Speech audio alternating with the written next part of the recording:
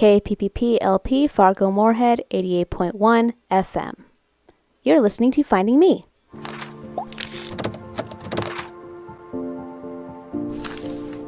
So again, we go back here to the Horde, and Catra is taking out her anger on Adora and her bedding because she's been left alone, and she's obviously has no more friends now because Adora was her only friend, even though Adora offered her hand in allyship and said, hey, you could come with me. We don't have to be lying and manipulating anymore.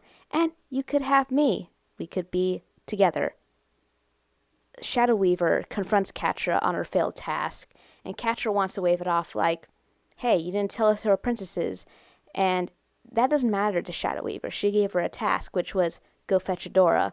And I think, in a way, Shadow Weaver might have an inkling that one day she would be the next Shira, and she wanted to somehow control and manipulate how that would come to fruition while she was on the side of the Horde.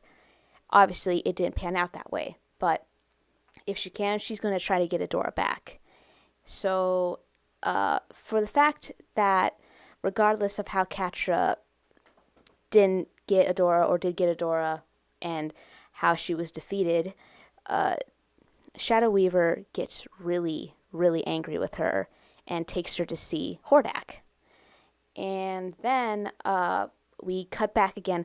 Here, the thing is, before I thought there was a bit of a pattern between the back and forth, and maybe the pacing just feels really fast for me, but we just keep going back and forth, back and forth, back and forth. I don't know when that's going to stop, where I feel like I'm being yanked around to one part of the story and the other, whereas it could be, I don't know, told more fluidly. No idea.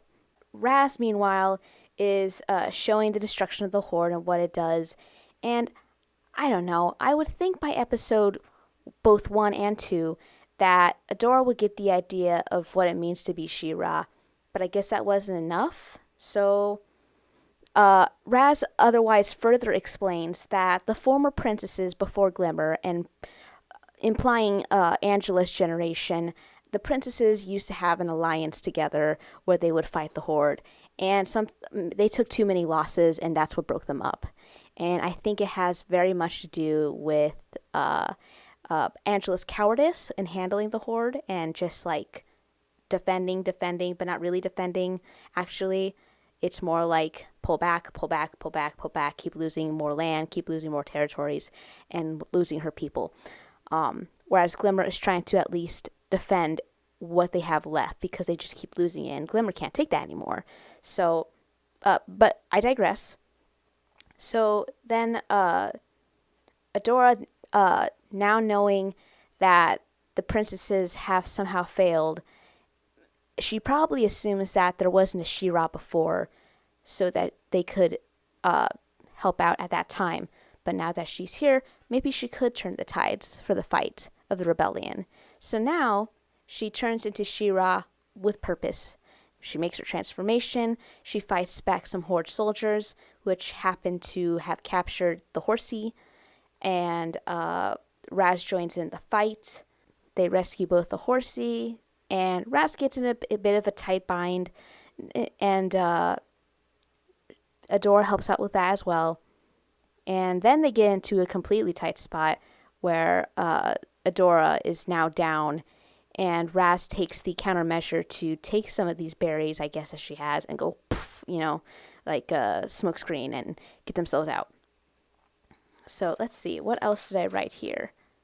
So now that Adora now can become Shira on command, because it seems to be that if you're going to become Shira, if you're the chosen one, the reincarnation, I don't know. And I will get back to you on that because there's something really funky about Mara and her backstory and her appearances in past seasons. And I will again have to get screen captures for the piling of evidence of how bad this will look if it's not apologized for in some fashion. We'll get to it. Hold that thought.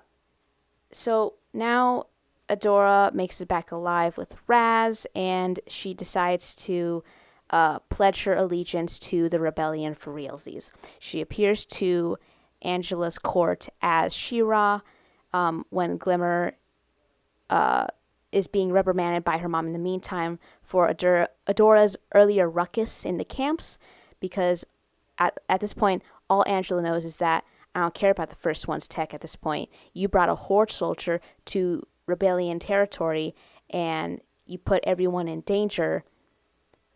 In comes said Horde soldier as Shira. So Angela has this look on her face, and I wasn't sure if it was recognition, but at the very least, she did recognize the legend of Shira, period. You know, the woman with the sword, the great warrior. So Adora pledges her allegiance to Angela and the rebellion, and to fight for their cause against the Horde, the ones who she used to serve at one point. And that's a wrap on that part of the story. So we cut back to Catra, who is appearing before Lord Hordak, and she looks like terrified. And Shadow Weaver's like, Hordak, so Catra screwed up. You want to do something about this? And Hordak surprises Shadow Weaver and says, why are you wasting my resources and time by going after someone you've already lost? You're wasting all of my time, resources, and soldiers for one soldier. You might as well just get another force captain. Here, Catra, now you are force captain. So, oddly enough, considering that Shadow Weaver is so hard on Catra, things are starting to look up for her.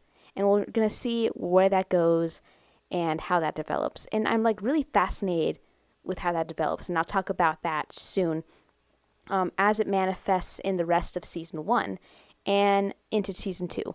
Because it was probably the best thing about Catra's development as a villain character, or antagonist, for that matter. Tune in next week for more on Finding Me. You're listening to KPPP LP Fargo Moorhead 88.1 FM, where we are adding local color to your airwaves.